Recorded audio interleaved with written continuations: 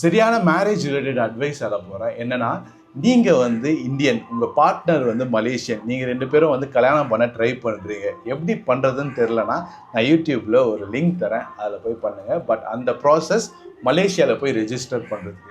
So இப்போ கேள்வி என்னென்னா, மலேசியாவில் பண்ணால் பெஸ்ட்டா இல்லை இந்தியாவில் பண்ணால் பெஸ்ட்டா? ஸோ இதுதான். ஸோ என்ன கேட்டிங்கன்னா, ஃபஸ்ட்டு நீங்கள் இந்தியாவில் பண்ணிவிட்டு அதுக்கப்புறம் போய் மலேசியாவில் பண்ணிங்கன்னா இந்த ப்ராசஸ் வந்து செம்ம ஸ்மூத்து. ஜஸ்ட் ½ அன் ஹவர்லேருந்து 1 ஹவர்க்குள்ளேயே அந்த சர்டிஃபிகேட் உங்களுக்கு கிடைச்சி எல்லாமே முடிஞ்சிடும்.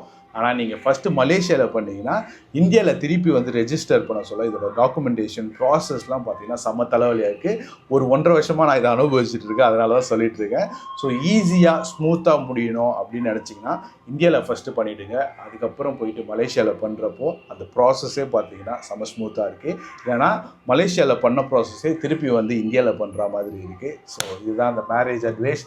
நீங்கள் வந்து உங்கள் பார்ட்னர் மலேசியாவில் வந்து கல்யாணம் பண்ண ட்ரை பண்ணிட்டுருக்கீங்கன்னா ஆல் த பெஸ்ட். எனக்கு தெரிஞ்ச டவுட்டெல்லாம் நான் சொல்கிறேன். கமெண்ட் பண்ணுங்கள், இல்லை எனக்கு டிஎம் பண்ணுங்கள். ஏன்னா நானும் ஒரு மலேசியாவில் தான் கல்யாணம் பண்ணியிருக்கேன். அந்த எக்ஸ்பீரியன்ஸில் நான் சொல்கிறேன்.